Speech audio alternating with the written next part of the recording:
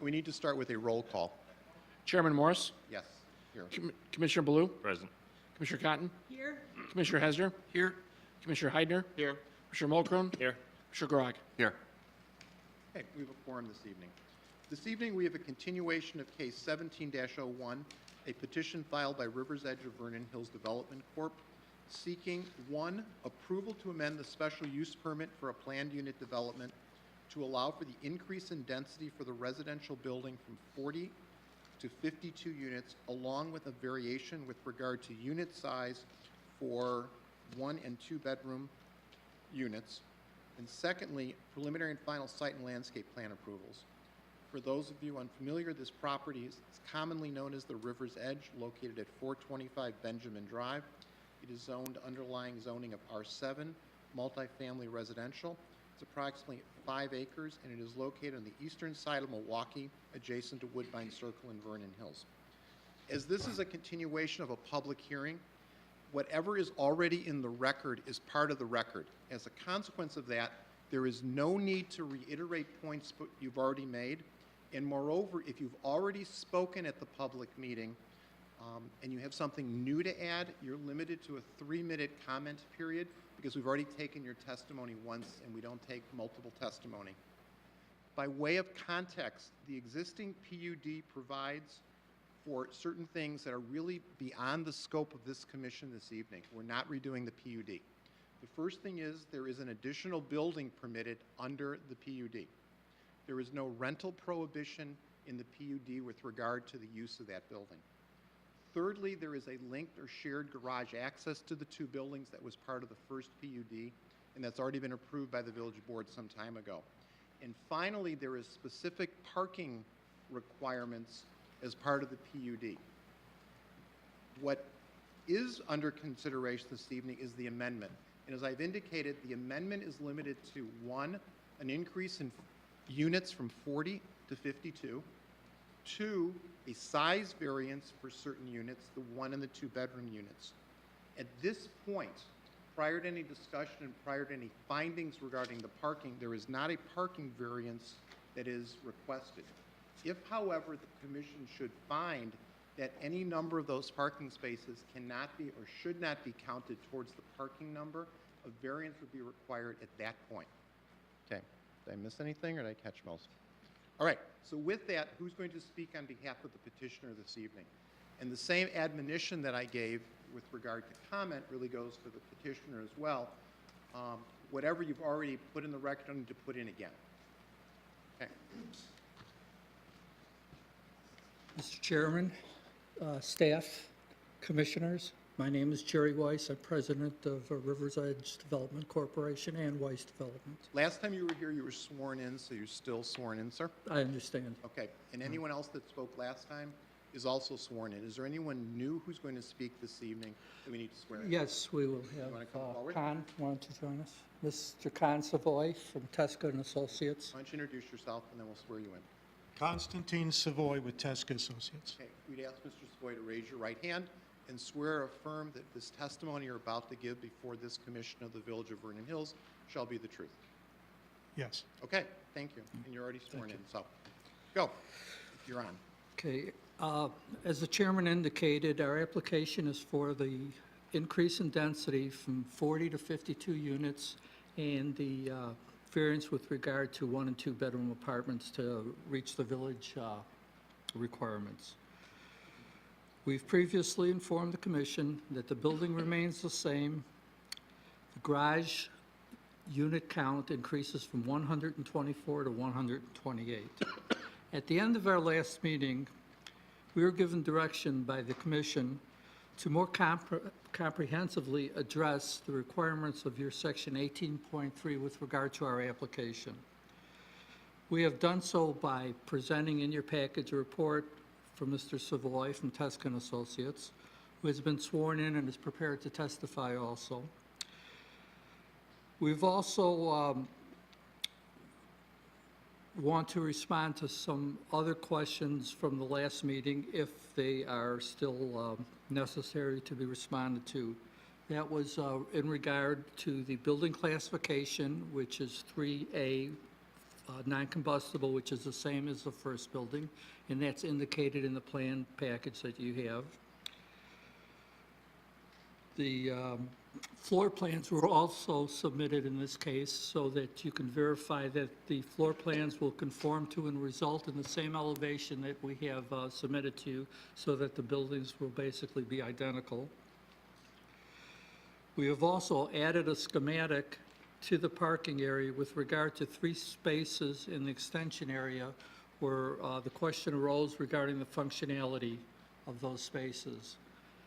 We feel those spaces are functional, but in addition to that, we are prepared to designate them as compact spaces or second spaces in order to make it even easier for people to use that. But again, that is shown on your plan. Joel Pickus, our architect, is here. He has prepared these plans that are in your package, and if you have any further questions, he is here to address them. So given what our record is right now and the direction from Chairman Morris, if you have any other questions or you would like testimony by our experts, I'd be happy to do that at this point. Okay, let me mention one thing. We reviewed as part of our package a report dated March 7, 2018 from Teska and Associates to the Village Planning and Zoning Commission with respect to the 18.3 provisions of the village's zoning ordinance. Without presupposing what the rest of the commission may feel about it, I'm a bit concerned that this is really a project set of standards, not for the amendment that we're faced with. And as a consequence of that, I'm not really sure in the format which it is, from my standpoint, but the rest of the commission needs to weigh in on this, it's really something that we can accept as the 18.3 standards as it relates to the particular request you have for the amendment to the PUD. I agree that if we were going into this with everything in terms of the project, it probably is appropriate, but I'm not quite sure it is otherwise. I don't know what anybody else thinks. Up here.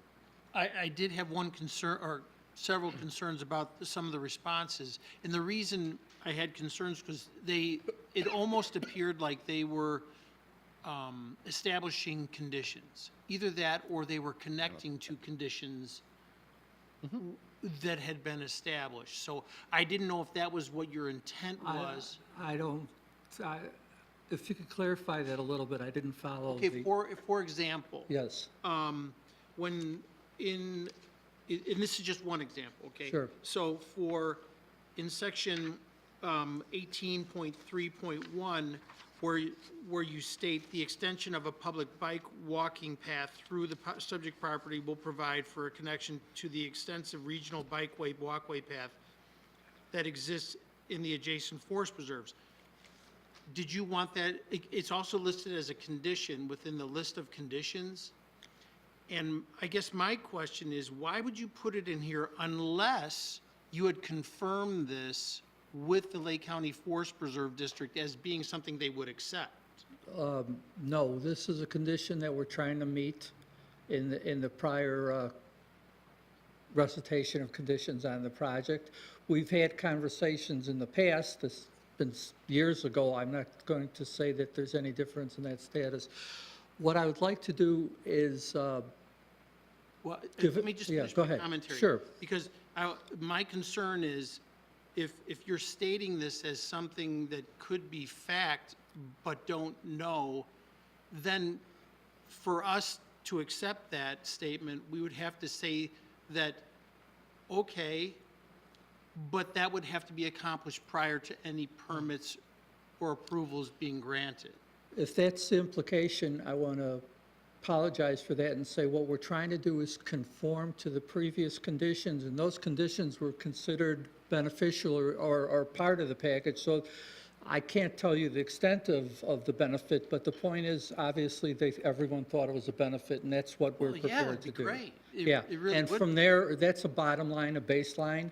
What can be accomplished in the future and so on is something that's indeterminate. If we've given you that impression that that's a matter of fact at this point, then we'll modify that or do whatever, because that's what it is right now. We're trying to meet the condition. We feel that's a positive, and we feel that results and is part of what happens as you complete the development. My comment was equally directed to other commissioners as it was directed to you. Fair enough.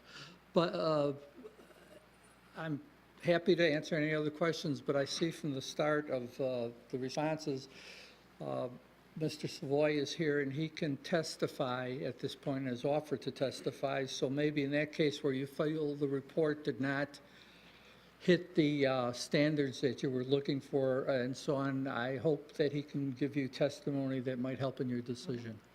So I'm going to ask Con to come up here. So, Don't- well, don't. this is only taken to our own property. We're Right, no, committed to do that. we part. understand that, yeah. Okay. Yeah, I'm sorry. Con, you want to come up here, and then unless there's some more questions that are directed more to me at this point, or we'll both be up here at the, you know, to respond to your questions.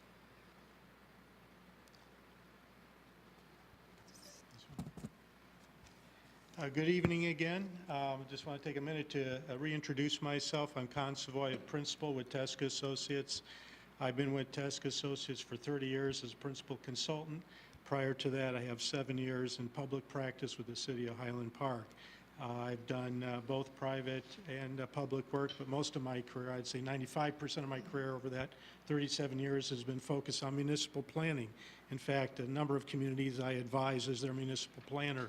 And one of the local communities I've worked with nearby here, the village of Deer Park, has been a client for 25 plus years. So I well understand the issues. I understand the conditions. I've written many of these reports. I've reviewed many of these kinds of reports. So I'd well entertain any of the questions or thoughts you have relative to how we can better tailor the findings. It was my understanding and my assignment, as I understood it, to take a independent look at this project, render a professional opinion relative to the compliance of this project against your findings as best as I understood them, and obviously best as I understood the conditions of the project. So I'm certainly willing to answer any questions. And also, I don't want to bore you, but I don't plan to read these findings again, but I can certainly summarize some of the key ideas if you would like me to do that, or simply respond to any questions that you might have. I've got one. In 18.3.2, you state the proposal will not have a negative impact on property values. Are you a licensed Illinois real estate appraiser? No, I am not. Okay. Anybody else? So then the conclusion that that the proposal will not have a negative impact on property values is just an opinion of It's your... a professional opinion based on 37 years of experience working in municipal planning, working with all the major real estate development groups, all the major economic economists in the region, working with traffic experts. So this is an opinion based on extensive experience, having reviewed many, many projects very similar to this. So when you use the term special use throughout the 18.3 standards, are you referring to the overall special use in PUD for the property, or with particularity to the request that we're asking for the amendment, which is really much more limited? It's limited to the change in density and then the change in variance of size. The special use, the way that I'm referring to it is in the context of the special use as a PUD. Okay. Can you address, and maybe you need to do it in a narrative fashion, the standards as they relate to the amendment being requested? Because we already have a PUD there, so that's not really an issue. Right. So what about with regard to the requested amendment to the PUD? The specific amendment allowing for the increase in density. That's Sure. part of it, right. What was the other part? The other part is the The variation in the part unit sizes? the unit size for the 1 and the 2 bedroom, because my understanding is the 3 bedroom units meet the village codes, square Right. footage.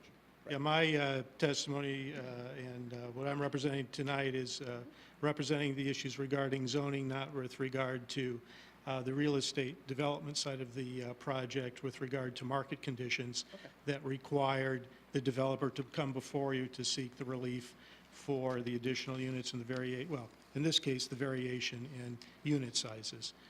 So I'm leaving that to the real estate experts. I'm here to testify only to the questions regarding zoning. Sure, fair enough. Yeah, and in my opinion with regard to the increase in the 15 units on a zoning basis is simply, number one, that as a matter of use, that this is a use that is already permitted, already acknowledged by the community, so there's no question and really no decision to be made with regard to the use issue, and that being consistent with planning, consistent and with best practices, and certainly, you know, you had already previously made a judgment with regard to its impact on the community because it was an accepted use. So when the you issue say- of, Excuse me, Yeah. when you say accepted use, so we all understand what you're Yeah. saying, you're talking about a multifamily use right, in a single correct. building? That's exactly right. So the issue of the 15 units and the impact, I'm sorry, I don't know why I said 15. 12, Thought, though, it's a yes, thought. thank you for correcting me. The impact of the additional 12 units is simply based on the fact that that 12 units represents a very modest and marginal increase, about a 15%, and maybe that's the number in my head, 15% increase over the existing density. That additional, so number one, when you translate that back into what the zoning impacts would be, well, it's going to be on, typically, it's going to be on congestion of one sort or another, of impact on traffic, or in this case, an impact on parking. I've made the statement, and I firmly believe that this will have a negligible, if any, impact on the traffic of Milwaukee Avenue as a major arterial. The petitioner, by reducing density to 12 additional units, has responded to the city's code with regard to parking, so there is no issue under zoning with regard to parking. The ability of the developer to secure these additional units allows them to complete a project, to provide amenities, and to do various other improvements, not only on the property, but improvements to Milwaukee Avenue that we believe will also enhance the traffic safety and reduce congestion on Milwaukee Avenue. And I think by adding the additional turn lane, I think that's actually a very obvious improvement that will benefit the entire community. So that's the primary issues, I believe, that need to be addressed with regard to the addition of the 12 units in this case, or the addition of the 15%. Who's going to address the other portion with respect to 18.3, which is the request to vary the variance for the unit size? That's not really addressed in the letter we have, or in, Yeah. obviously, Mr. Savoy's testimony right now. I am, Okay. sir. We have looked at the market, we've looked at comparable rentals of 1 and 2 bedrooms in the area.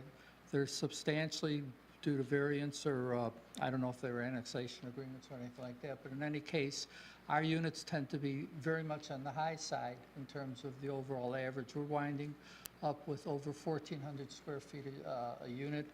I believe for the 1 bedroom, we're 20 or 30 square feet. Joe, if you could, on the 1 bedroom, was that 900? We have 864 in ours. The 864 square feet is the proposal for the one-bedroom units, where the code requires 1,200 square feet, 12, okay. and the, For the 1 bedrooms? for the one-bedroom. Oh, okay. And then for the two-bedroom, it's, the proposal is 1,225 square feet, being the lowest sized two-bedroom. Right. And that, the requirement is 1,400 square feet. There are two-bedroom dens that you're also proposing, and two bedrooms of varying sizes, which are on the monitor, but that's approximately 1,311, which I guess is an approximation when I read it. Right. Or 1,360 square feet. We have responded to what we believe the market was here. We responded to the variances that other developers have been granted that are substantially smaller, I believe, than our units.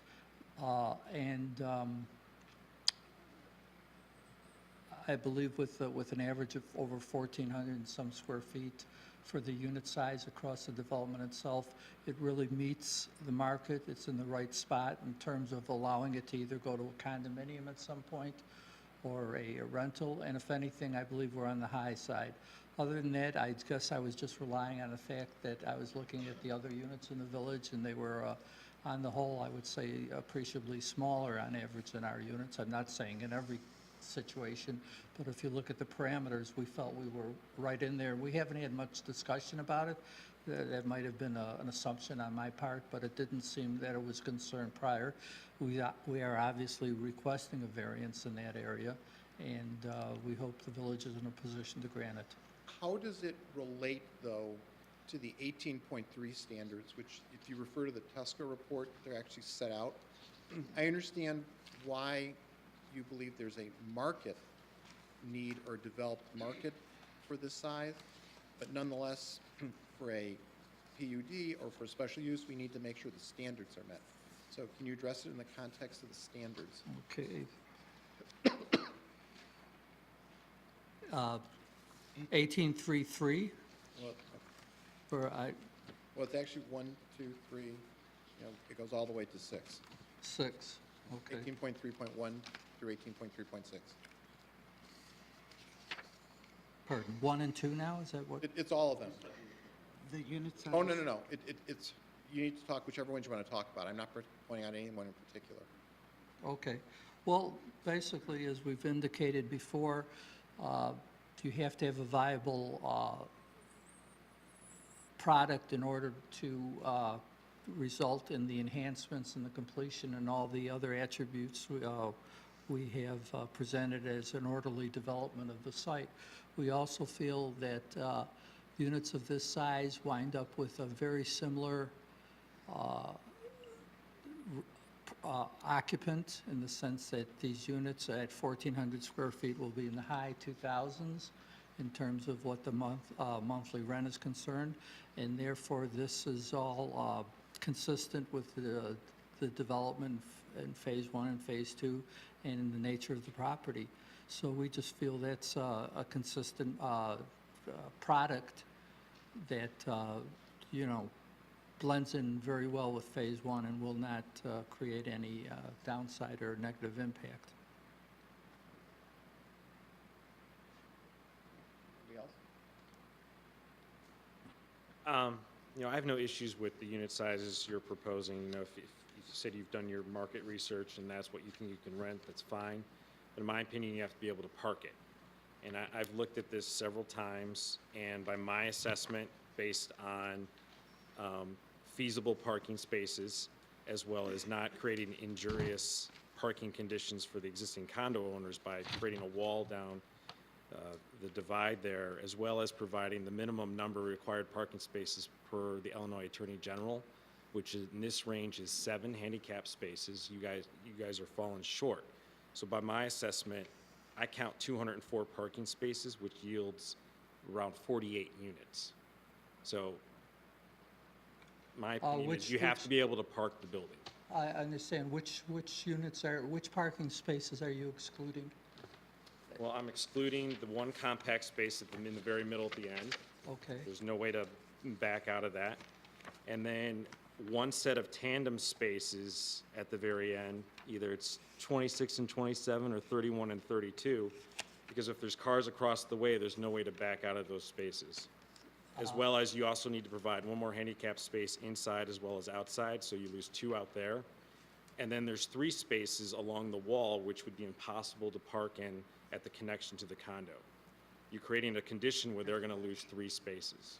I'm sorry, the last parking spaces you alluded to, do you have numbers on those spaces? They're not numbered.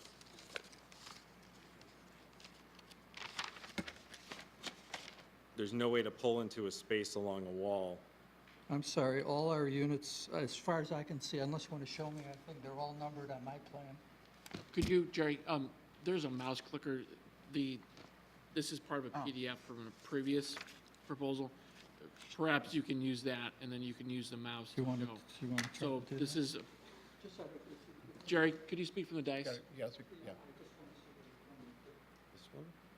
either these or these. You need one more here, and then these three I'm negating, and then you also need one more I can't handicap see. space outside for the Illinois. Joe, is it the garage you're trying for me to get up? Because I have the garage up. Yeah. Okay. You need to have one more inside. You can't park there. So my count is 204 on the site, which yields you 48 units. So for clarification for everyone in the audience, the spaces are the easternmost space, which is between 30 and 28, which I think is number 29. Right. Then I'm saying 26 and 27 don't work if there's cars in 31 and 32. You need to be able to back out and then turn your car. And then you also need 2% of your total spaces inside to be handicap parking spaces, so you need an additional one inside. I don't know. And per Illinois law, you need, there's a chart that Lisa Madigan has provided I don't know why Joe's not. that you can download that tells you however many, if you have over 200 spaces, you need 7 handicap spaces on the site. Do you want to join us? Sure. The parking spaces that you mentioned are tough, there's no doubt about it. But I Can can all, identify yourself first? I'm sorry. oh, Joel Pickus. People will park there though, and they will be full of cars. So I don't disagree with you that in a public lot, that's a bad parking situation because you have a person who's unfamiliar with the lot pulling in and trying to park. But in a private parking space, people get used to it and they park there. And they would much rather do an extra turn and have to back out and deal with that hassle than park outside in the snow and the rain. That's the reality of indoor parking in a condo or an apartment building, to be honest with you. You're right, but we still think it works. What, with regard to the handicap? Well, the build, we're copying the parking spaces, especially the ones against the condo building. That's a pre-existing condition on the other side too, and they seem to manage with those parking spaces. So we figure if it works for them, it'll work on this second phase, because it's pretty much just a mirror over on the base, except for the very end where we added 3 in. And same with the handicap. If we're one short on the site, we'll add it. I mean, Well, and it's such a not- tough site, when you add one, you're taking one away. And according to Illinois law, you need 7. Okay, and we will, but we have additional, we're not exactly right on. Don't we have 2 additional? We're right on. Our totals. Well, we'll make sure we do have the exact amount we have then. We will find one more parking spot in our site plan. As a point of information for the commission members, I just did some quick math. 204 parking spaces for 92 units would, their parking ratio is 2.21. Just point of information. This is supposed to be 2.3. Correct.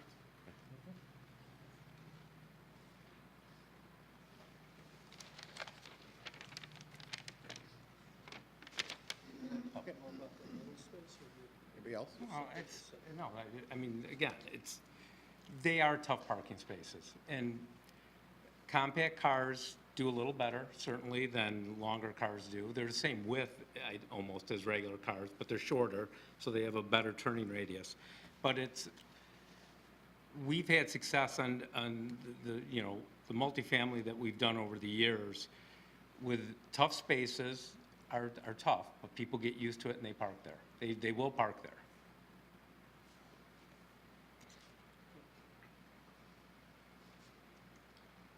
Anybody else?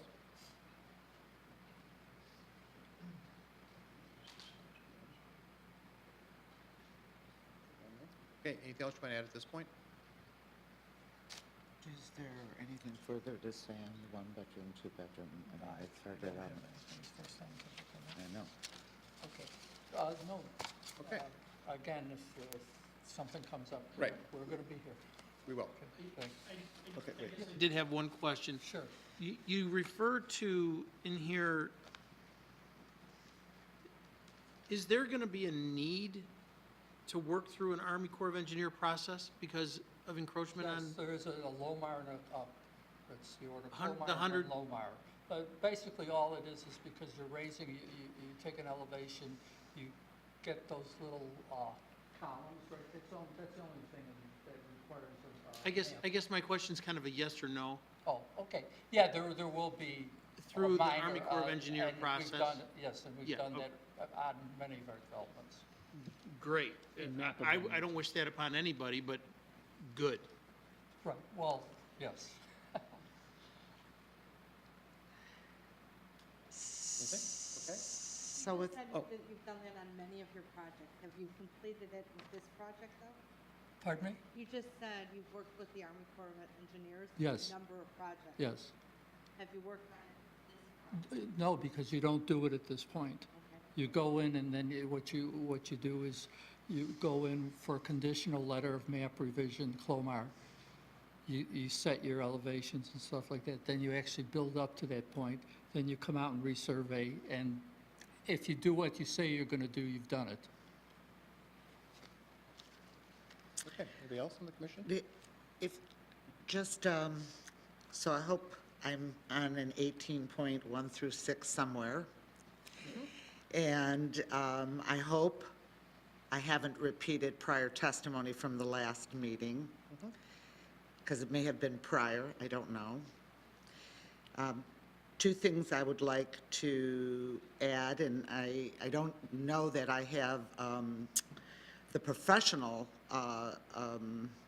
credentials that you might have been speaking about market value, but this will be the 6th or 7th multifamily building I've built within 5 miles of this property, and they've all been successful, including through the very worst possible market. The parking was at,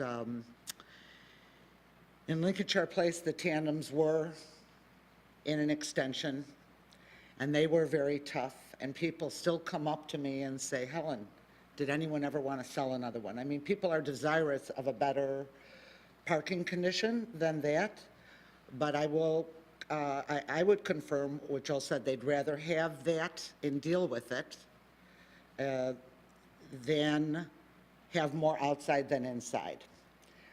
There's no question that, as a pretty bad driver myself, that all garages can be challenging, but Joel is right, because after a while, you have to stop people from going fast down these things. They are so overly confident. And referring to safety for the village and the residents, and having an enhancement to the value of the property, I don't think there's no way you can overstate that left turn in. Because when people are not familiar with River's Edge and they come from the north, if it's a delivery or someone who isn't there day in and day out, they slow looking for that 425. They slow, and there's no place to slow to. There's no place ahead to look, well, that must be the left. When you pass it up, now let's say you are familiar, and I can't testify, but I think all of our common sense would say, if there's no traffic or they don't perceive traffic ahead, they're going to make that, people will be tempted to make a left in there. Because even if you have great familiarity, you know you have to go down to the office park or you have to go into the forest preserve. It's a very, very difficult rerouting to come back to that property if you're coming from the north. I've been surprised that it hasn't been better received by residents, and because they live with it and their guests live with it. And I have confidence that you're creating a better, safer condition for anyone who travels down there and cars slow to figure out where is 425. So I'm sure that's in a finding, so I'd like to say that that is a tremendous enhancement, and it gives, it changes the entire nature of that, as would a completion change the entire nation, because I know we're looking to density, but If we're talking that the variation, I thought, because I thought parking was okay, was primarily to go to density. And if I'm afield, I'm not sure, but because we talked about market value or not being injurious to the value of the people there as being part of the impact,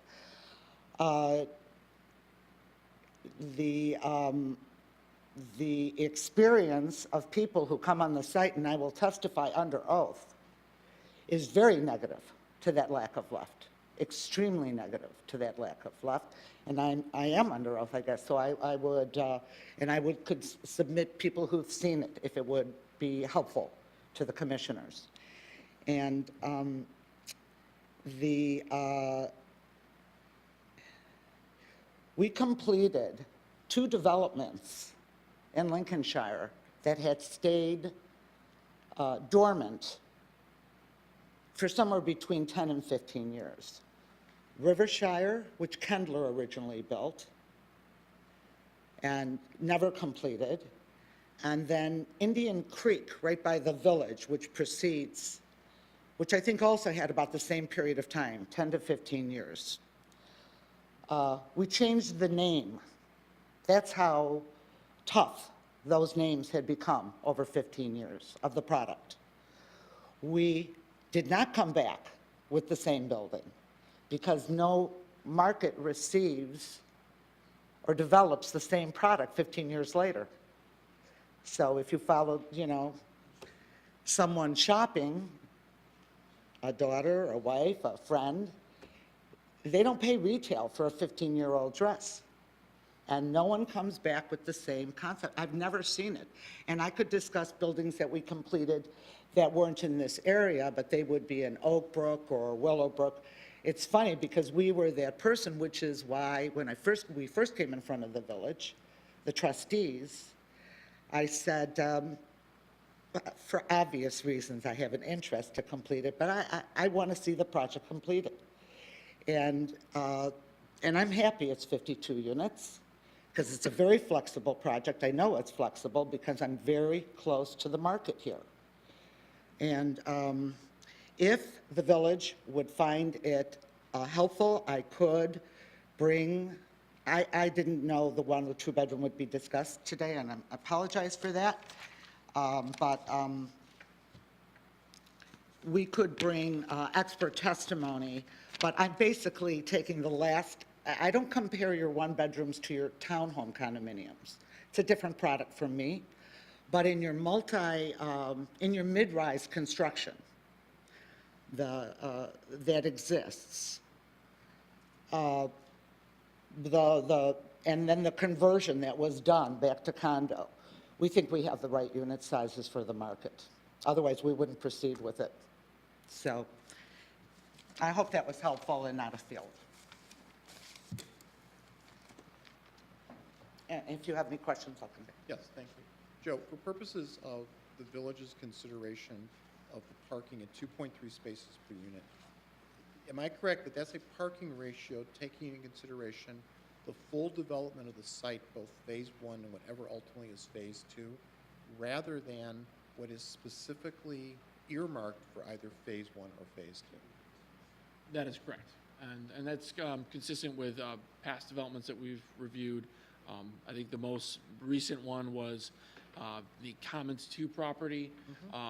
When it was a multi-story building, there was internal parking that was separate. There was 2 singular buildings with shared parking in the exterior. So there's the shared exterior parking is by some sort of easement or cross-access agreement? As relates to the proposal? Right. That is one of the conditions of approval, that there would have to be some sort of agreement put in place related both to building and maintenance of the property. There'd have to be some agreements between the parties as relates to the roadway. Okay, right. Any other questions before we open it up? Okay, this is a continued public hearing. As we indicated before, if you've already given testimony, it's part of the record. Both written, are seeing it, as well as it's videotaped. for review by the village board and others. So we ask you not repeat it. If you have testified previously, because typically we do not permit people to testify on multiple occasions, but this, because of the continuance, you are allowed to testify again, but we're going to limit people retestifying to 3 minutes, so we just have new things. So with that, does anybody want to speak on behalf of this for the public? Sure.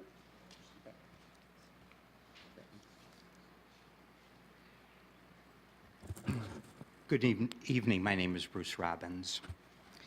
Since I'm limited in time this evening, I want to just talk about one issue. We have many, many issues that we've brought before you before that's in the prior testimony, but I want to just speak to you about one issue, and that's the economic effect, the negative economic effect if you add a 52-unit apartment building to our 40-unit condominium building.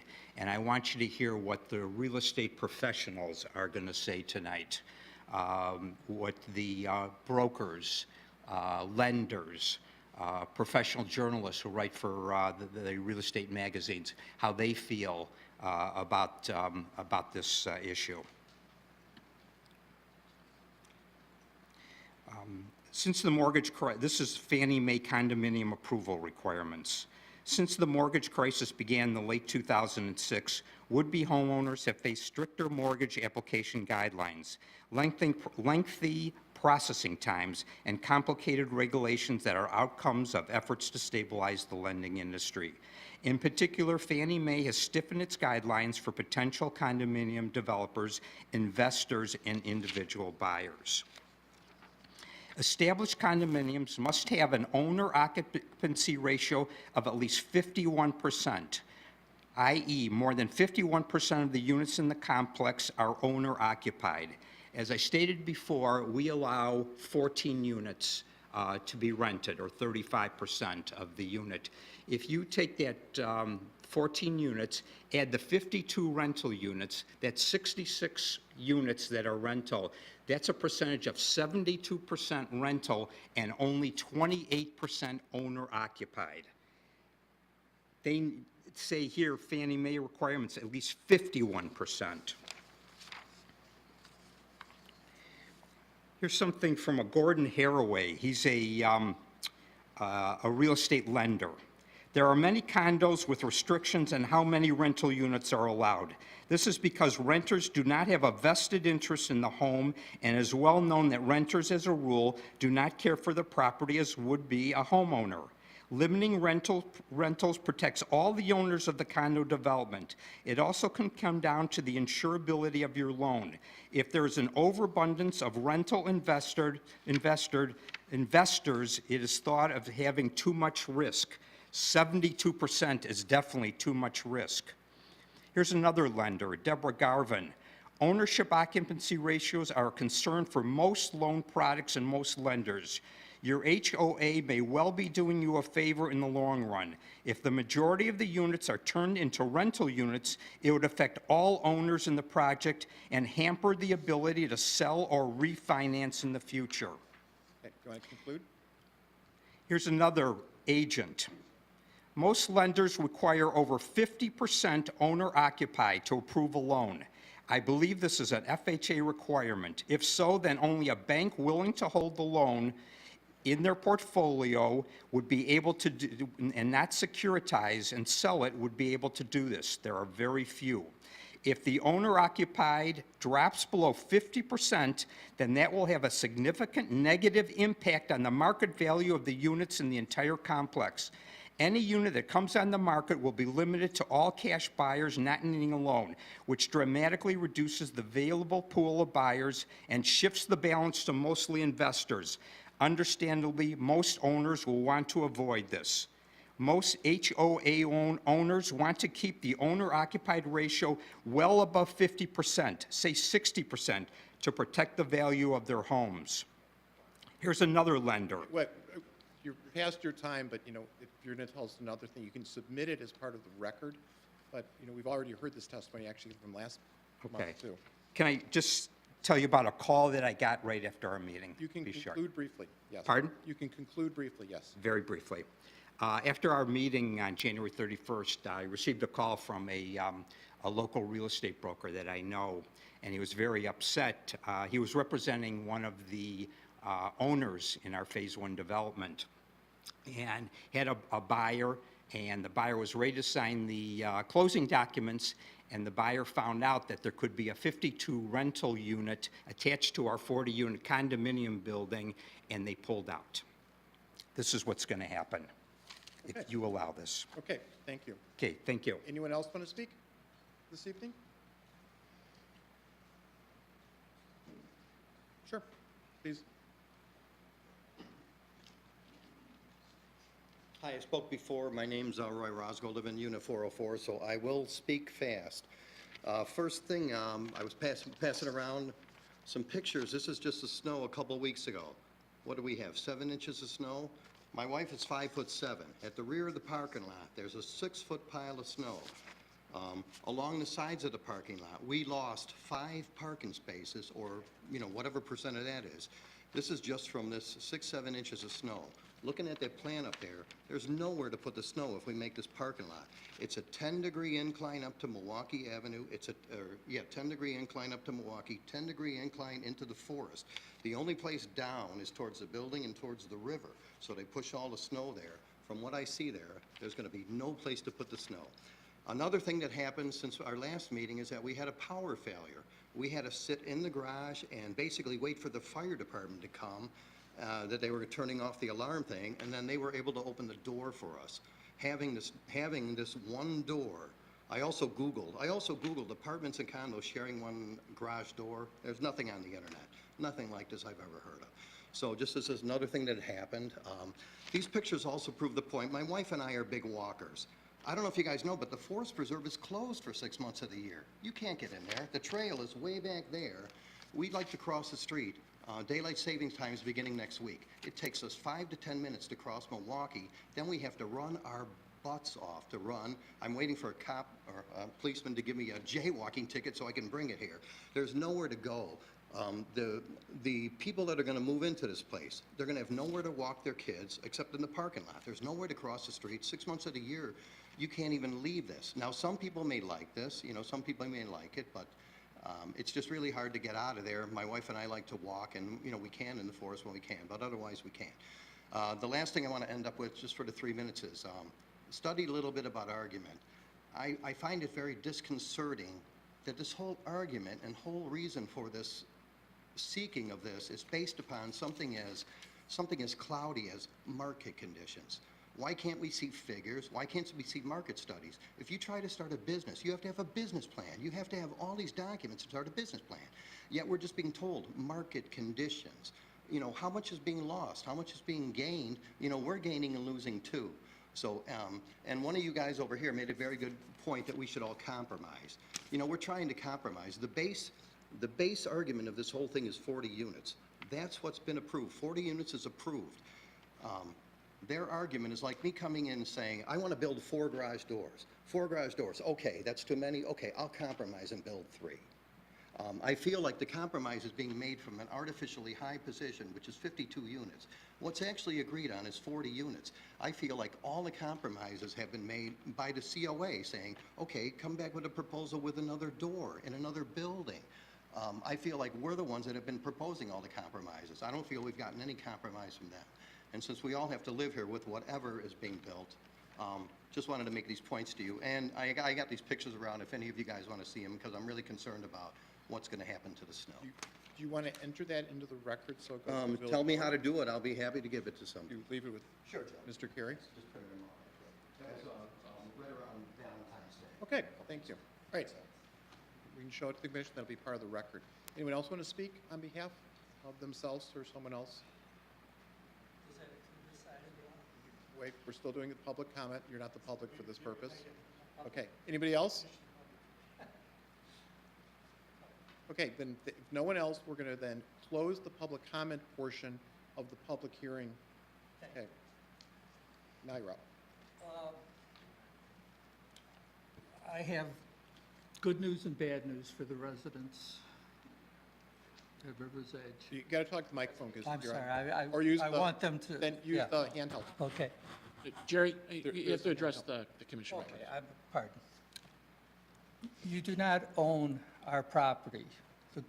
The good news about that is these rental units are not allocated to your development. We are not part of your homeowners association. It's no difference than if you were at the end of a cul-de-sac and you came down the driveway and people went left and people went right.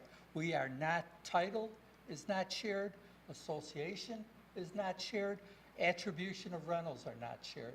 I've given an attorney's opinion to staff. I don't know if it was circulated and so on. I've talked to lenders and so on. There's no logic to it. There's no overlap. So anything you do with regard to rentals, you control your rental situation. So if you allow 14 units rented, 12, whatever you do is your situation. Our renters do not impact you. And that's one more thing I want to stress. Talking about some of the things I read into the record about the renters' concern for the property, different than homeowners, everything like that. These developments, side by side, have been totally isolated from each other. If one of my tenants who's paying $2,700 a month chooses to key the hallway in our building, I promise you, you will never know that. That will never impact you. There's no access. We've bifurcated the buildings, we've separated the buildings. As an owner of a property, I have probably more interest and more control over a resident than an association does over an owner. A resident, I can attempt to evict, I can read them the riot act, so on. A homeowner is going to feel I'm a homeowner, and they feel they have maybe a little bit more independence in that area. Regardless if that's true or not, you don't have to make that determination. There is no impact from one to the other. And again, this idea of scaring people with this FHA financing, sure, if you tell people we're together and they're going to make it a rental and we're a condo and stuff like that, you're implying you're part of the same homeowners association. Then Bruce is 100% correct. If that was part of the association, our units would be attributed, to the count in terms of FHA financing. There is no attribution whatsoever. There is no impact whatsoever. They're two separate entities. They won't share an address? Yeah, we've spoken to this before, but it keeps coming up, and I feel it's such a, to me, it's a fearful statement. If I was a resident or a homeowner in Building 1, and I thought that was an actual possibility, I would be terrified by it. But it is not a possibility, and they should ascertain, rather than take my word for it, they should talk to anyone they know and talk about two properties that have no association whatsoever and why one would hurt the other in terms of FHA financing. Snow. Our building will not create more snow. The amount of snow there is will be there. The way they handle the snow is the same way they will handle the snow in the future. They will shove it down to the east side. We have that path on the east side. There's a retaining wall, but half of that driveway is open. It can be shoved down in the same manner it's being shoved down right now. Has a large snowstorm ever knocked out a parking space or two? I can't argue, with that. That happens. The bottom line is that you have amply 2.3 parking ratio. It's amply parked. The snow will be pushed down. If we have to make it easier for the snow removal to be done in that area, you've got a lot of land to the east of the property, and it will be handled in the same manner it's always been handled. Thank you. Okay. Anything else? Gentlemen? Okay. Any comments from the commission? Anybody? Okay. At the expense of speaking only on behalf of myself, no one else, I'm somewhat disappointed in one thing this evening. And what I'm disappointed in this evening is from both the petitioner's standpoint as well as from the comments that we've heard at the various public hearings from members of the community. I don't still think we're looking at the question that is before the village and before this commission. What is before this village and commission, as I indicated earlier, I believe, is a much more narrow question. It is not, will there be a second building? It is not, will there be a rental building? It is not, will there be a shared garage door? It's not, is 2.3 the right number or not? It's whether the increase in density from 40 to 52 units meets the zoning code and the 18.3 provisions for purposes of amending the PUD, and whether the size variances for 1 and 2 bedroom units also is consistent with those. If we accept that the parking is the numbers that we were provided, it meets the parking requirement, and that's not an issue. I think there is still a remaining issue as to whether it really is that number or it's something lower that would take us below 2.3. If it does, then the request would be for a variance in parking of, some, if we're talking about percentages, 0.1 or 0.2 percentage points different, it's on it. I really didn't hear much from anybody on any of those. With regard to the economic effect of adding a 52-unit building, I don't find that to be relevant to the question, because the question is, would the addition of 12 units have these effects? And I didn't hear anything that said it would or it wouldn't. With regard to the parking issues, I think it comes down to whether this commission is willing to make a finding, whether the parking spaces in the parking count are appropriate or they should be reduced by some number. As a consequence of that, when you look then at the 18.3 criteria, I think the 18.3 criteria have to be viewed in what's being asked. We're not redesigning this from the ground up anymore. We're not several years ago when phase 1 came in anymore. Phase 1 is there. There was always going to be a phase 2. There was at least going to be 40 units. There was never a guarantee that it would be condominium or otherwise in the village's ordinances. I know from sitting on this commission for a number of years, everybody believes that once their home is built, nothing will be built around them. We won't do development. Unfortunately, that's just not the way it works here. So from my standpoint, I still, am very much, if you will, baffled that we're not getting really the information with respect to the specific questions before us. Okay. Anybody else? Okay. If not, we have in our packet this evening motions to approve a special use and motions to allow a departure from minimum size, as well as preliminary final site and landscape plan approvals. Before we get to those, there are 13 conditions of approval for the entire site. Of those conditions for approval, condition for approval 5 was questioned, which is the construction of a pathway from the development connecting to the Des Plaines River Trail completed prior to the receipt of a final certificate of occupancy. I'm not quite sure, based upon the questioning that came from the right of the dais, whether the developer still is in agreement that if approved, that is a condition of approval for the entire site. Yeah. What I would like to include in that is the same language that is in condition number 1, the last several words where it says prior to issuance of a building permit. Okay. And as far as number 5 is concerned, I think it's appropriate there. 7, I believe it's appropriate there. And 13, I believe it's appropriate there. So 7 is the developer will receive permission from utility companies to vacate easements adjacent to the detention pond. Prior to issuance of a building permit. And then, I think that's logical.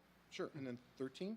13, An association will be created for the proposed building and maintenance agreement with the existing HOA shall be required subject to village attorney review and approval. prior to Right. issuance of a building permit. I'm not sure what the association is. Maybe you can explain that, Joe?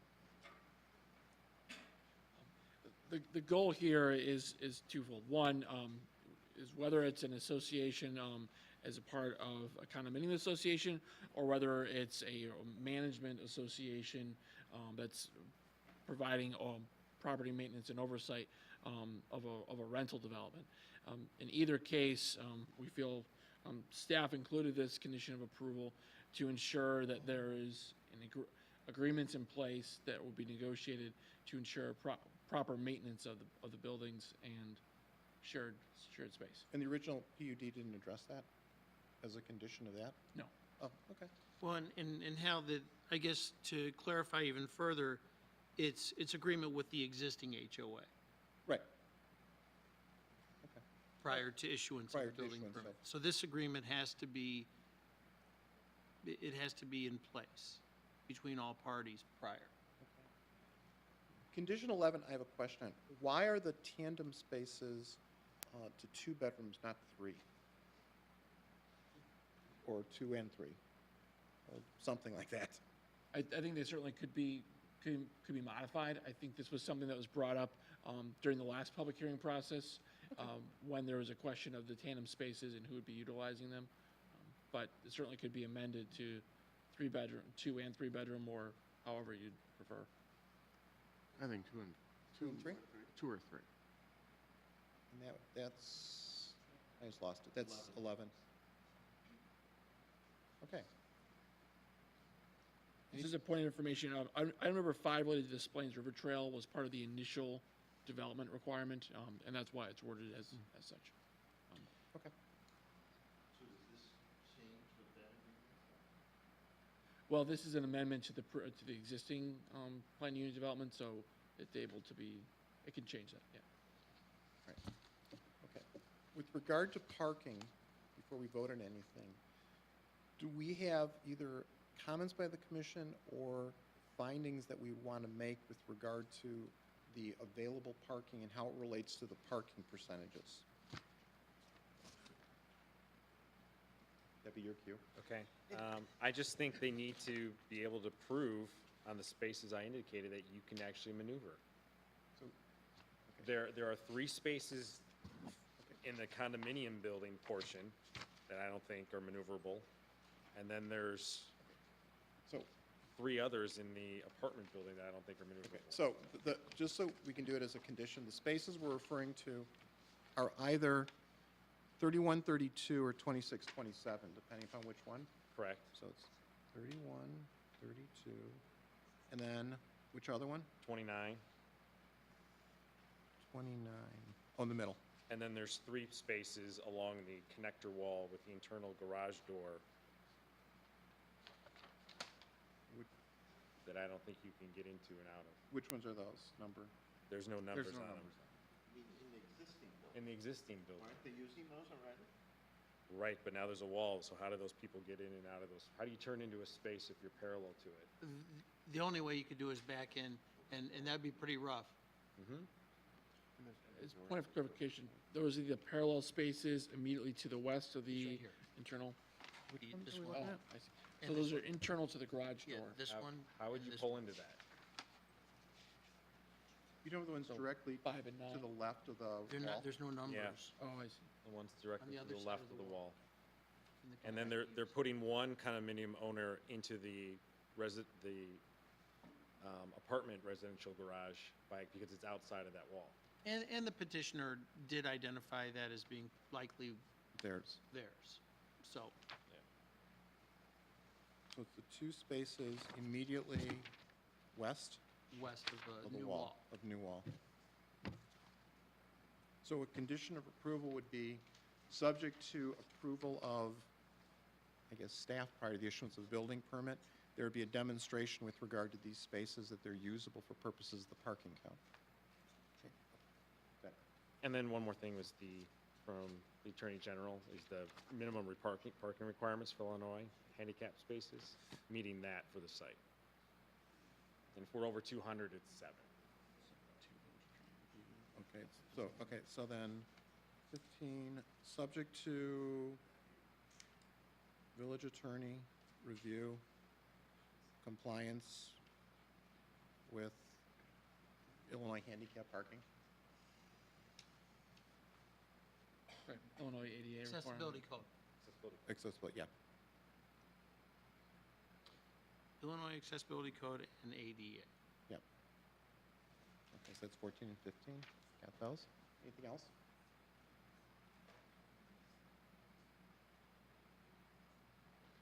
Okay. Anything, Jerry? Oh, I'm sorry. Okay. 14 was subject to approval by the village, and gets to be village engineer and building commission, that there'd be a demonstration that parking spaces, either 31, 32, or 26, 27 are usable. 29 is usable, and the 2 spaces immediately west of the new wall for purposes of the parking count. If not, it would have to then get a parking variance hearing.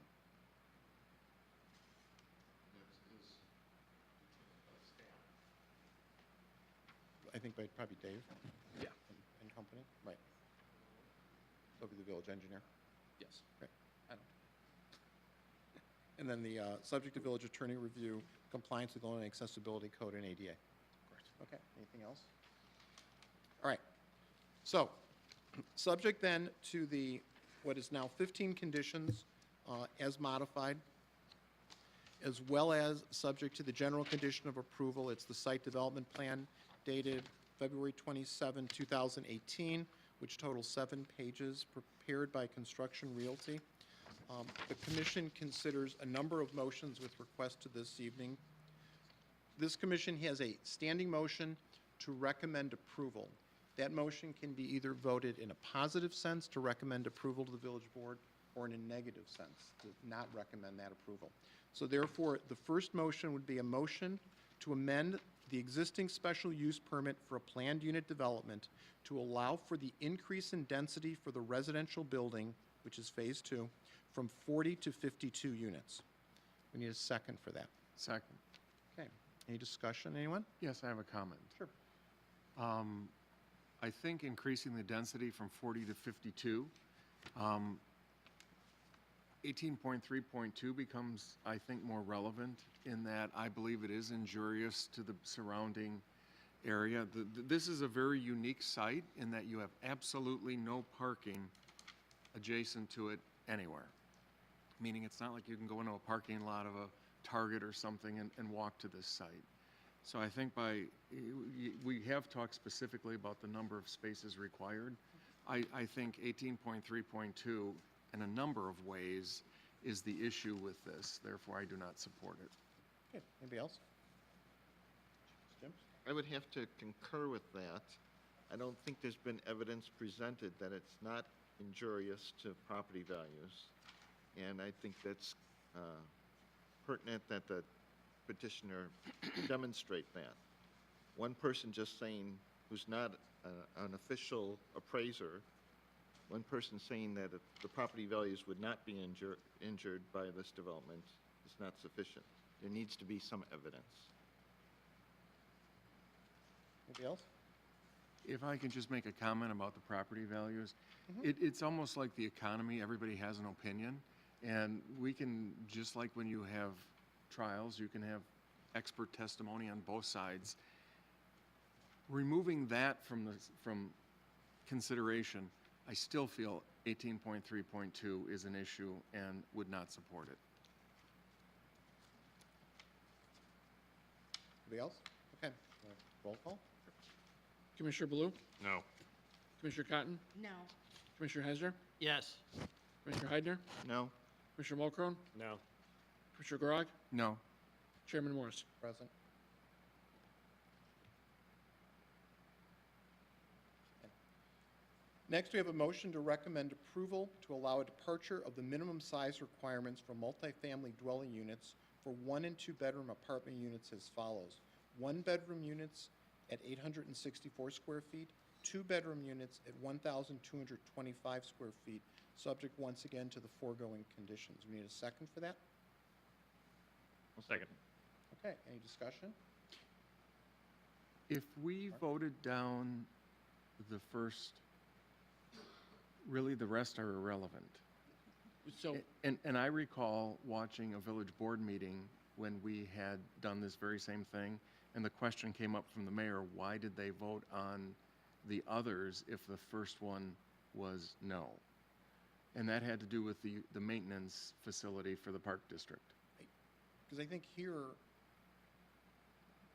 playing hypotheticals, if hypothetically the commission voted to approve this departure, notwithstanding the denial or the non-approval of the density change, I suppose in theory, the petitioner could come back and say, okay, I'll build these, but I'll only build 40 of them, and I'll put other central spaces in or something.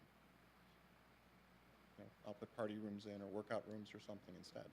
You know, so that's why it seems Or consistent make the to me. building smaller. Well, then that's going to impact on 3. It would, Fine. it would I just- impact was the just- elevation. It was Right. something I found interesting from the village board, Yeah. to be honest. It surprised me that he said that. I mean, the chairman, I think, presented very well. I mean, it's also helps give the village board an idea of what the standing issues are. And so if there was. I'm good with that. I mean, we Yeah. can do it. Yeah, okay. All right, so we need a second, I believe. I think we Okay, had one. yeah. Okay, any other comments? Okay, we need a roll call. Commissioner Cotton, No. Commissioner Hezzer, Yes, Commissioner Heidner, Yes? Commissioner Mulcrone, Yes. Commissioner Grog, No. Chairman Morris, Yes? Commissioner Blue. Yes. Okay. Next, we have a motion to recommend approval of the preliminary and final site and landscape plans as submitted, subject to the foregoing conditions. We need a second for that.